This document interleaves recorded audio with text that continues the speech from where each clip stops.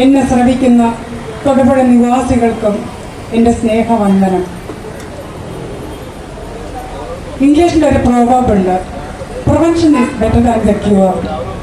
Yes, ഒരു ദുരന്തം വന്നതിന് ശേഷമല്ല, അത് വരാതിരിക്കാനുള്ള ക്രമീകരണമാണ് അത്യാവശ്യം.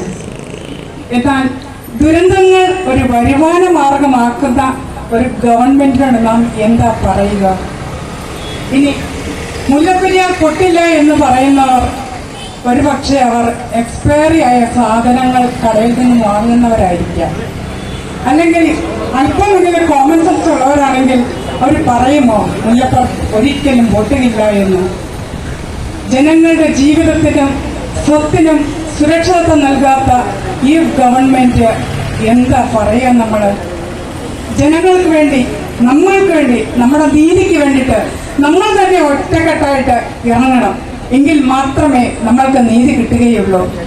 ഈ മുല്ലപ്പെരിയാർ പ്രശ്നം നമ്മുടെ തലയ്ക്ക് മുകളിൽ ഒരു വാൾമുന പോലെ തൂങ്ങിക്കിടക്കുമ്പോൾ നാം എങ്ങനെ സ്വസ്ഥമായി കിടന്നുറങ്ങും? അത് ചിന്തിക്കണം നാം ഓരോരുത്തരും.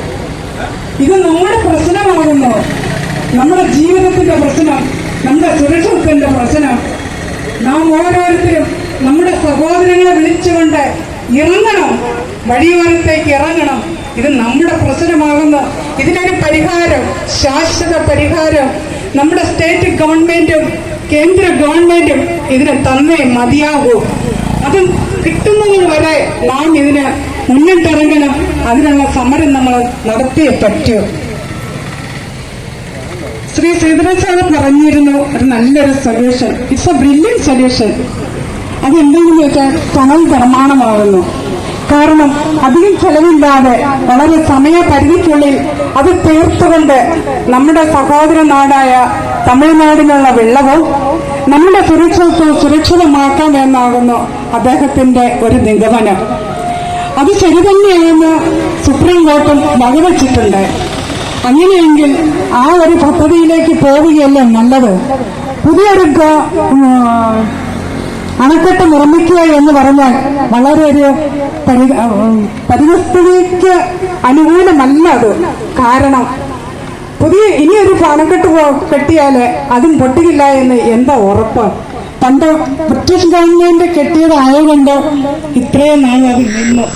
ഇന്നത്തെ നമ്മുടെ പരിസ്ഥിതി വെച്ച് നോക്കിയാൽ നമ്മളുടെ ഒരു പുതിയ അണക്കെട്ട് കെട്ടിയാൽ എത്ര വർഷം നിൽക്കുമെന്ന് ആർക്കെങ്കിലും പറയാൻ സാധിക്കുമോ? ഒരിക്കലുമില്ല. സോ ബെറ്റർ സൊല്യൂഷൻ ഒരു ടണല്, അത് എത്രയും വേഗം അത് നിർമ്മിതമാക്കാനുള്ള ഒരു മാർഗം അന്വേഷിക്കുകയും അത് എത്രയും വേഗം നടപ്പിലാക്കുകയും ചെയ്യുക എന്നുള്ളതാണ് ഇതിന്റെ ഏറ്റവും വലിയൊരു സൊല്യൂഷൻ. അതിനു വേണ്ടിയിട്ട് നമ്മളെല്ലാവരും ഒറ്റക്കെട്ടായി ഒരേ മനസ്സോടെ, ജാതി മതഭേദമന്യേ, രാഷ്ട്രീയ കക്ഷി ഭേദമന്യേ ഒരേ മനസ്സോടെ നമ്മൾ ഇറങ്ങിയാൽ തീർച്ചയായിട്ടും നമുക്ക് ഈ കാര്യം നേടുവാൻ സാധിക്കും എന്ന് തന്നെയാവുന്നു എൻ്റെ വിശ്വാസം. അതിനായിട്ട് നമ്മുടെ ഈ 5 ജില്ലകൾ, കോട്ടയം, എറണാകുളം, ഇടുക്കി, തൃശ്ശൂർ, ആലപ്പുഴ, മുല്ലപ്പെരിയാർ പൊട്ടിയാൽ അനുഭവമാകുന്ന പ്രദേശങ്ങളാകുന്നു, എല്ലാം ഒഴുകിപ്പോകും. അതിനു മുൻപ് തന്നെ എല്ലാവരും കടന്നു വരിക, ഒറ്റക്കെട്ടായി ഇതിനായിട്ട് പ്രവർത്തിക്കുക. നമ്മൾക്ക് ഒരേ വിശ്വാസത്തോടെ, ഒരേ ആത്മവിശ്വാസത്തോടെ, ധൈര്യത്തോടെ നമുക്ക് മുന്നിട്ടിറങ്ങി നമ്മൾക്ക് ഇത് നേടിയെടുക്കണം. ഈ മുല്ലപ്പെരിയാർ എന്ന പേടി സ്വപ്നത്തിൽ നിന്ന് നമുക്ക് രക്ഷ നേടാം. അതിനായി ഗവൺമെന്റ് അവരുടെ കണ്ണുകൾ തുറക്കട്ടെ എന്ന് ആശംസിച്ചുകൊണ്ടും ഈ ജനങ്ങളിലേക്ക് സുരക്ഷിതത്വം നൽകുവാനുള്ള ഒരു വഴിയായി തീരട്ടെ എന്ന് പ്രാർത്ഥിച്ചുകൊണ്ടും എന്നെ ഇതിലേക്ക് ശ്രമിച്ച മർച്ചന്റ് അസോസിയേഷൻ ഭാരവാഹികൾക്ക് എന്റെ നന്ദി പറഞ്ഞുകൊണ്ട് ഞാൻ എന്റെ വാക്കുകൾ നിർത്തുന്നു. നന്ദി, നമസ്കാരം.